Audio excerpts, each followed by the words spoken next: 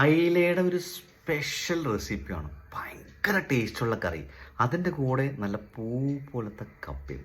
ഓഹ്, എന്ന് പൊളിക്കും. അയില ക്ലീൻ ചെയ്ത് വെച്ച് മൺചട്ടി ചൂടാകുമ്പോൾ 1.5 സ്പൂൺ മല്ലിപ്പൊടി ഇട്ട് ലോ ഫ്ലെയിമിൽ വെച്ച് നന്നായിട്ട് വറുത്തെടുക്കുക. ഇനി ഇതിലേക്ക് 1 സ്പൂൺ ചതച്ച മുളകും പിന്നെ 1/2 സ്പൂൺ മുളക് പൊടിയും ലേശം മഞ്ഞൾപ്പൊടി ഇട്ട് നന്നായിട്ട് വറുത്തെടുക്കുക.